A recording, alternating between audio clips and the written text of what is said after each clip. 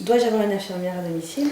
Vous pouvez avoir une infirmière à domicile qui passe tous les jours faire les pansements. Une fois que les cicatrices sont sèches, c'est-à-dire qu'il n'y a pas de taches sur le pansement le matin quand vous les retirez, on laisse ces cicatrices à l'air. Si vous avez un drain, elle s'occupe du drain tous les jours, c'est-à-dire qu'elle nettoie l'orifice du drain, elle relève la quantité par 24 heures.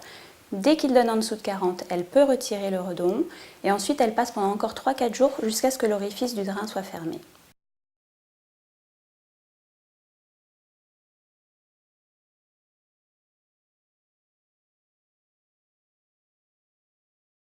Puis-je faire mes pansements moi-même? Oui, vous pouvez faire vos pansements vous-même. C'est une technique de pansement très simple. Donc vous prenez votre douche, vous enlevez votre pansement avant ou après, c'est comme vous préférez. Vous désinfectez avec une compresse et l'antiseptique qui vous est prescrit. Ensuite, vous mettez un pansement tout prêt qui figure sur l'ordonnance. Donc c'est vraiment quelque chose de très simple. Dès que la cicatrice est sèche, donc quand le pansement n'est pas taché, vous pouvez laisser vos cicatrices à l'air, il n'y a plus besoin de soins, éventuellement une désinfection à la biseptine après la douche.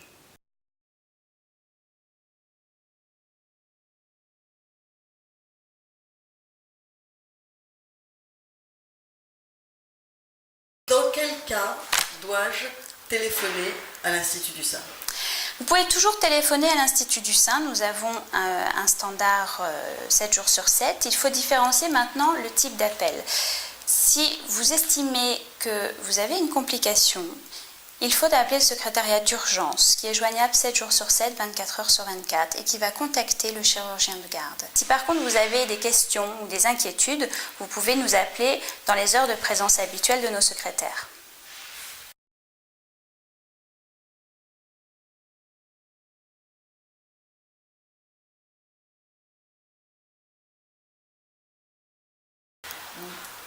Quels sont les signes qui peuvent me faire suspecter une complication? Plusieurs signes peuvent vous alerter. D'abord, une modification du volume de votre sein. Le sein, après l'intervention, gonfle toujours un petit peu. Par contre, s'il augmente considérablement de volume et que ça vous fait mal et que ça tire, il vaut mieux nous appeler. La couleur de votre sein qui se modifie. Une apparition d'une rougeur, par exemple, une rougeur assez intense, type coup de soleil, ou un bleu qui s'étend à la totalité de votre sein et qui a tendance un petit peu à foncer. Un écoulement par la cicatrice qui est abondant ou qui vous paraît suspect parce que sa couleur est trouble ou purulent. Si vous avez de la température à 38, il faut nous appeler. En tout cas, pour tous ces signes de complications, ayez le réflexe de prendre votre température puisqu'on vous la demandera quand vous allez nous appeler.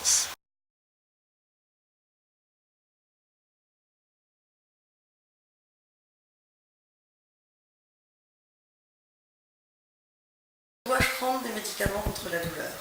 Il est inutile que vous ayez mal, donc il est important de prendre vos antalgiques.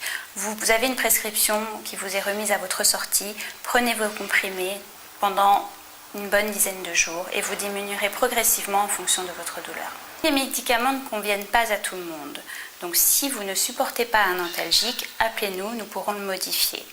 Si par contre, celui qui vous a été prescrit ne vous soulage pas suffisamment, il est aussi important de nous prévenir de manière à ce qu'on adapte votre traitement antalgique.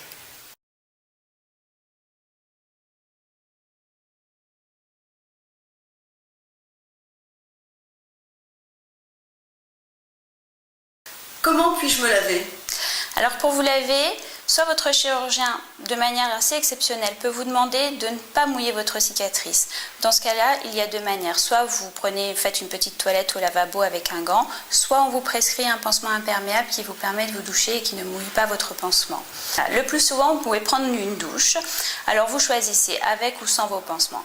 Avec pansement, vous vous lavez et puis après la douche, vous retirez votre pansement, vous séchez avec une serviette et vous désinfectez et vous remettez un pansement sec tout près la plupart du temps. Sinon, vous pouvez également prendre votre douche sans pansement et dans ce cas-là, vous le retirez, vous savonnez avec votre savon normal, vous rincez bien, vous séchez votre cicatrice, vous appliquez votre antiseptique et vous recouvrez avec votre pansement tout prêt. En ce qui concerne le bain, il vaut mieux attendre le feu vert de votre chirurgien et en général, c'est la cicatrisation complète.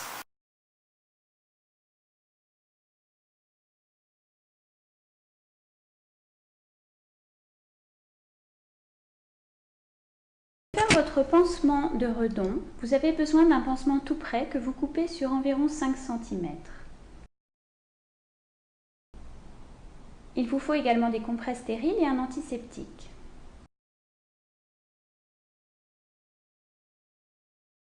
Vous ouvrez le sachet de compresses.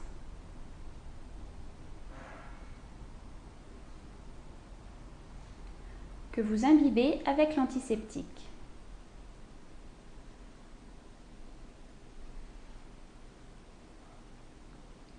Retirez ensuite votre ancien pansement. L'orifice de drain est quelquefois inflammatoire et cela est normal. Vous saisissez les compresses par les 4 coins et vous désinfectez bien tout autour, ainsi que sous le tuyau. Vous pouvez préparer votre pansement et l'appliquer sur le redon. Vous pouvez enrouler votre tuyau autour de la taille ou dans les passants de votre pantalon et accrocher le flacon soit au tuyau, soit au passant, soit à votre ceinture. Pour ceci, vous avez un petit clan en plastique que vous glissez à l'intérieur et que vous remontez dans le petit cran.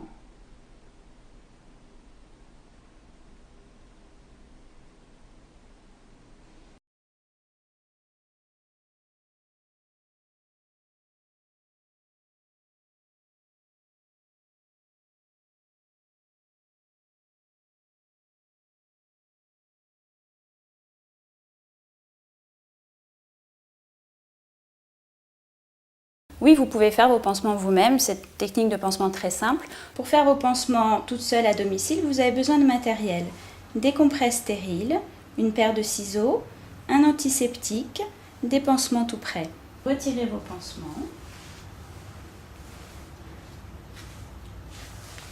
Une fois les pansements retirés, vous pouvez prendre votre douche en vous savonnant normalement, vous vous rincez et vous séchez. Ensuite, on peut refaire les pansements.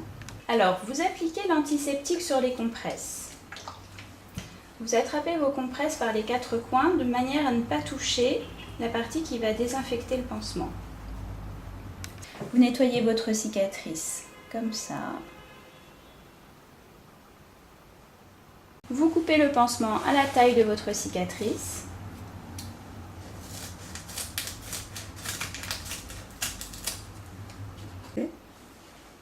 Voilà, vous ouvrez simplement ce pansement et vous collez tout simplement votre pansement. Le pansement est terminé, vous pouvez vous rhabiller.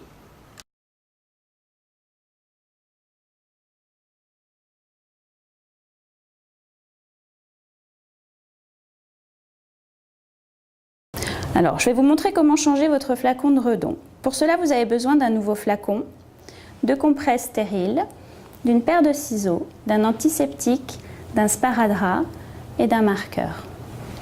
Vous ouvrez le flacon, vous ouvrez le sachet de compresses stériles, vous imbibez les compresses de l'antiseptique. Le flacon et le tuyau sont munis de 2 clampes blancs. Vous allez d'abord clamper le flacon en poussant vers l'extrémité la plus étroite. Puis, vous clampez le tuyau. Vous prenez une compresse, vous dévissez l'extrémité du tuyau que vous réadaptez sur l'extrémité du nouveau flacon.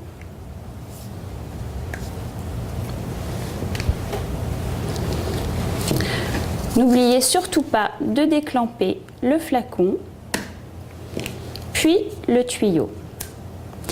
Vérifiez bien que le soufflet reste plié, ceci est l'indication de l'aspiration sous vide. Vous allez ensuite prendre un sparadrap que vous collez sur le flacon pour y indiquer chaque jour, à l'aide du marqueur, le niveau des sécrétions.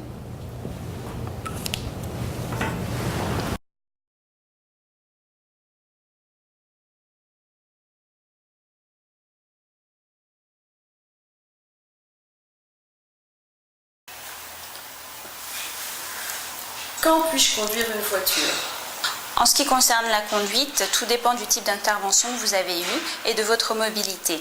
Si vous n'êtes pas gêné après l'intervention, vous pouvez très rapidement reprendre la conduite. Par contre, si vous avez eu un curage axillaire, votre bras va être un petit peu coincé et c'est le chirurgien qui va vous donner le feu vert pour reconduire et ça se passe aux alentours de 3 semaines après l'intervention.